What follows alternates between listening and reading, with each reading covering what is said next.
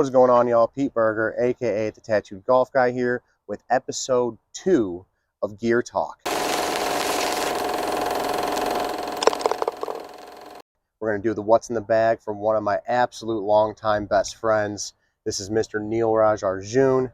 Neil and I met back in grade school. We've known each other for damn near 18 years now. Yeah. So this is very long awaited. We kind of got into golf together, and this is why I wanted to have him as one of my first episodes. Raj, thank you for being on. If you don't know already, if you didn't watch episode 1, which I would hope that you would because you love me, we always save the putter for last. Yes. The putter is my favorite thing in a bag. As you know, I've right. cycled out putters like absolutely crazy. This year, I've settled on one, but we always save that for the main event of the episode. Before we get into clubs, talk to me about what's actually inside of your bag itself. Yeah, so I have a lot of compartments in this bag. It's a great bag. It's a stand bag. I can easily carry it. It's 2-strap, like a book bag. I can carry it if I want to walk in 18 holes. But I prefer a cart because I'm lazy, obviously. But there's a nice compartment for water if I want to. There's 2 sides. I typically just fill those up with balls because I'm a terrible golfer. My shots go left and right. So if there's water in any single course, I'm losing like 20 balls. No, but I usually keep about 10 or 15 every single time. Speaking of balls, what ball are you currently playing? So I run the Callaway Triple Track. I prefer the Triple Track just because it has 3 lines on it, and then it's perfect for putting. Great alignment. It's great alignment, yeah. So I can see it. If I know the breaks, I can line up the stripes to the break and then just square my putter up to it, which is perfect. Wonderful. What about rangefinders, tees? Do you have a specific tee that you like to play? Yes. So I currently run, it's the Callaway 300 Pro. Okay. Great rangefinder. Locks onto the flag. Let's talk about this your tee bag here. Yeah, so this is my tee bag. I'm a low-key alcoholic, only on the course. But this keeps my tees in there because I did have an episode one time where I was reaching in my bag to try to get tees, and the tee actually jammed my finger, and I started bleeding. So. Oh, I've done that with a divot tool in my pocket. Really? Reaching in, it goes like right under your nail. Yeah. I now make sure that I put like sharp side down. That's from right. now on. So I just have an extra bag in here because it just easily allows me to just reach in there, grab a tee. So I use the PTS Pro Length Plus. I like it because it's very long and I can just adjust it. If I'm playing driver, I can keep it tall, or I can just push it all the way in the ground if I'm just teeing up a little bit for my irons. A versatile tee. Exactly. We love it. Okay. All right. So now let's get into the good stuff. Talking about your wedges. How many wedges do you play? Yes. What's the model? So I actually play between 4 to 5 wedges. So my actual wedges, I have a lob wedge, which is 60 degrees, 12 degrees of bounce. Okay. A sand wedge, which is 56 degrees, 14 bounce, and then a 52 degree, 12 bounce. And these are all Callaway CBs.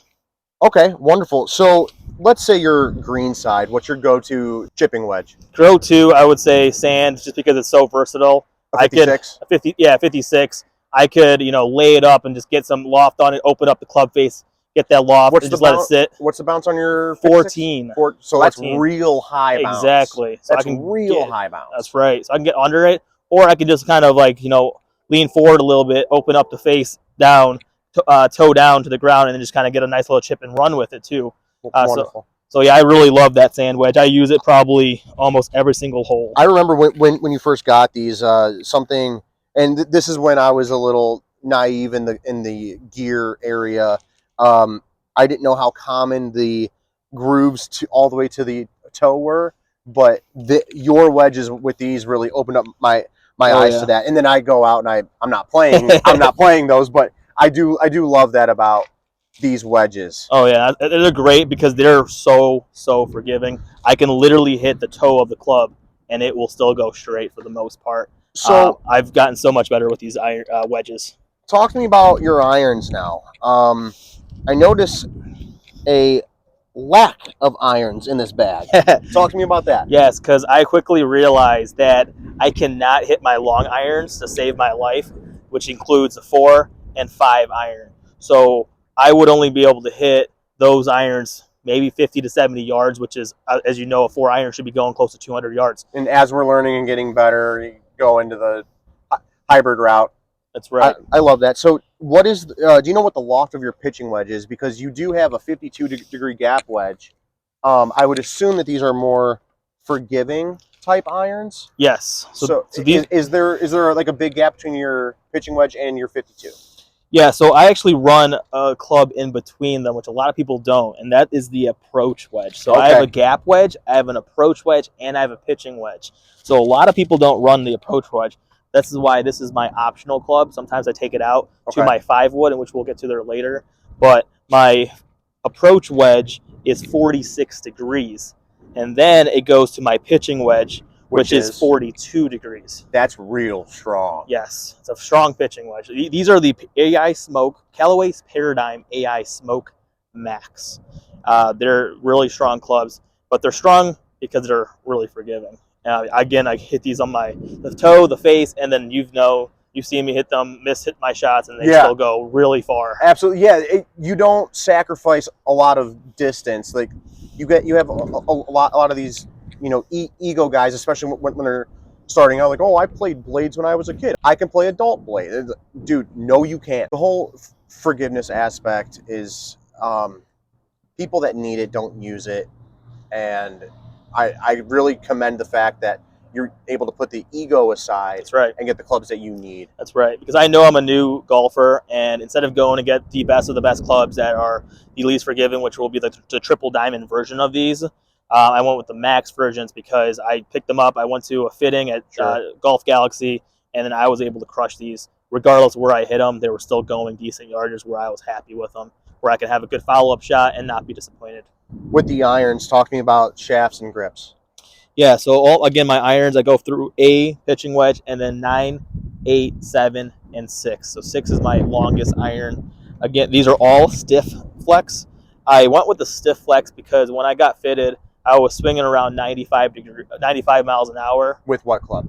With my driver. So I was swinging about 95 miles an hour with my driver, and they said anything around 90 plus, you're comfortable to be in a stiff flex. And I'm only going to get faster as I progress and get better with golf, so that's why I wanted to go stiff flex.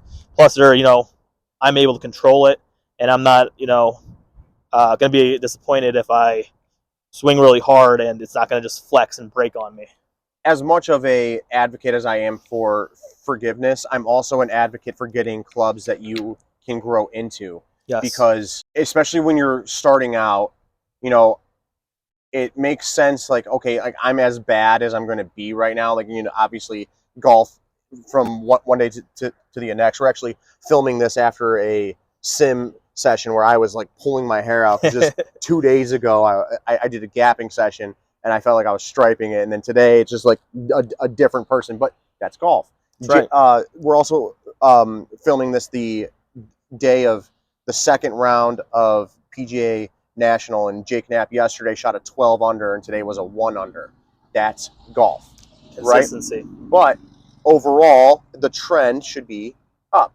So I'm definitely a huge advocate for getting fit into clubs that you will also grow into. They are very expensive. You don't want to be buying each year. Exactly. I don't see myself buying clubs unless I magically break one, which I don't see myself doing. These clubs I'll have for 10 years plus. Stiff flex, where again I'm going to grow into. I'm going to have that speed for the next 10 years easily. If you have to change out a shaft at some point. Exactly. So these shafts are the True Temper AMTs, stiff flex. Okay. The 6.0. And then the grips I run are the Golf Pride Core Control in the blue. Wonderful. All right, let's move into the woods. And with you going to 6 iron as your longest iron, what do you go to next, gapping wise? Yeah, so 6 iron. I used to go to the 5 and 4 iron. Again, like I said, I could not hit those, so I went to Golf Galaxy to get fitted for hybrids in place of those irons. So instead of the 5 iron, I went from 5 iron to 4 hybrid, and I saw that was pretty compatible. I was getting around the yards that I should be getting with a 5 iron. And then in place of the 4 iron, I went with a 3 hybrid. And the 3 hybrid is 18 degrees, and the 4 hybrid is 21 degrees. I currently have them adjusted on the nozzle. I have them currently on -1 to make them a little bit stronger so I can hit them a little farther out of the rough. And I have them on draw because I've noticed I keep hitting them a little bit to the right, so the draw helps me to keep them a little more centered. Allows you to have that club sit a little bit more upright. The start line it starts more left. Exactly. I love it. And as you can see, they're bigger. They're just a little bit more forgiving because you have a little extra weight, and I'm able to just get under the ball and then just crush them with these hybrids. I also noticed that you go into the mid-size grip starting at your hybrid. Yes. Why do you go to mid-size in the woods? Just because when you're getting up into the hybrids and woods, you're swinging faster because they're longer shafts, and as I'm swinging faster, I just want to have a little bit extra hold on the club. It's so control. Yeah, exactly. It boils down to control. I like to just be able to have my whole hand around it, and that way I'm just, I'm controlling the club face. And then these are also stiff flex, and I'm doing the shaft itself is the cipher for both hybrids. All right, let's talk about the actual woods itself. So we go from the irons to the hybrids. Now you have 2 different fairway woods here. Yeah, correct. So I actually just picked this one up recently. I have a 5 wood, and then I've always been running the 3 wood. 3 wood, as you know, they're pretty tough to hit. So I've got myself a 5 wood to kind of allow the gapping to be a little bit closer between the 3 wood and my 3 hybrid, and then this 5 wood sits perfectly in the middle. And then so with you having 15 clubs in this bag actively, would one of these woods come out in place of the approach wedge if you needed that? Like which wood is cycling? I guess it really depends on the course. If it's a longer course, I may keep all the woods in and then take out that approach wedge. And my thought process behind that is I'm going to take that approach wedge out because a pitching wedge is very versatile. I can just take a little bit off of it, and it basically becomes my approach wedge. Okay. And I've noticed I can take a little bit off of it. Exactly. Hell's swing. And then just like a little bit 3/4 of a swing, and it goes in my yardage. And then that way I can basically have my 5 wood in the bag, and I love it because I can tee it up with it. I can hit it in the fairway, and it's going great yards. Sure. And then these are also stiff flex. The mid-size Golf Pride grips, and then the Tensai Blue is the shaft. All right, sweet. Now let's get into the big dog. Yeah, so this is the AI Smoke Callaway Paradigm AI Smoke Max. There's a lot going on with this driver. It's a 9-degree, again, adjustable nozzle. I have it currently on draw +1. I actually want to add loft to it because I've been actually kind of hitting more stingers with it, so I want to get a little more loft. Get it up a little bit, let it spin, a bit more control, and upright for that left start.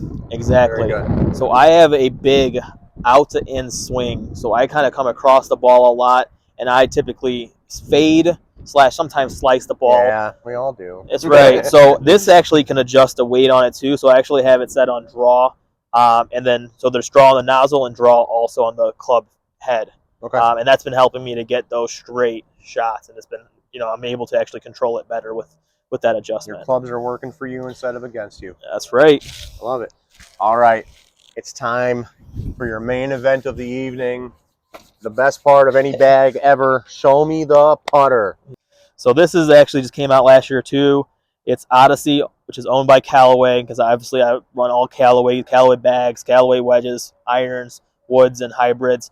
It's Odyssey AI1, and it's the 2-ball. 2-ball means it has like the double ball visual, and then why I picked this one, I actually got fitted for it.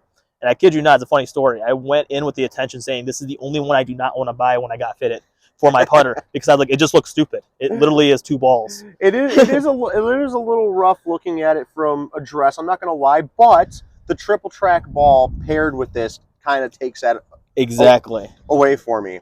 Now, I do also notice that you kind of go with this mid-size-ish pistol grip. How do you like this grip?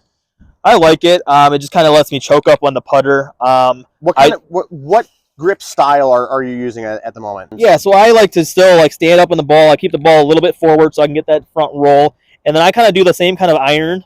I don't do. Do you actually? I actually do interlock. A lot of people don't interlock putters. I find it comfortable. It is. I find it comfortable because I just keep the same grip that I do with all my other clubs because it's just comfy for me, and I'm able to hit straight because the visual on the double balls, and I line that single line up in the middle of the triple track ball that we spoke about earlier, and with the nice bounce off the AI one face, it allows it to just bounce off really nice and get that nice roll. Especially if you read the brakes well, you're gonna sink it every time. I gotta admit, I'm decently jealous of your hand position, because like last year I went from arm lock, I went from that like Japanese style grip. I'm sure everybody's seen that online, and then I went to the sweeper. And this year, I'm not gonna lie, I finally caved in, and I'm doing the claw. Everybody says that if you see somebody doing the claw grip, you know that they have ripped all of their hair out at some point. That's a last resort. It turns out, I mean, I freaking love it.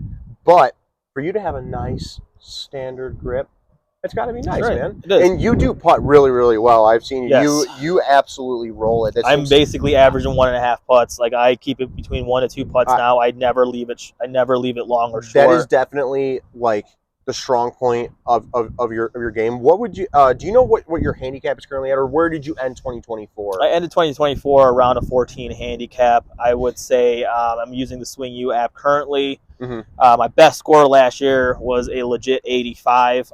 My goal going into 2025 is to try to hit a low 80 or even break 80 would be awesome. Wonderful. And then possibly hit my first eagle. I've had my first eagle putt I ever did. My first eagle look, I should say. I didn't sink the putt, unfortunately.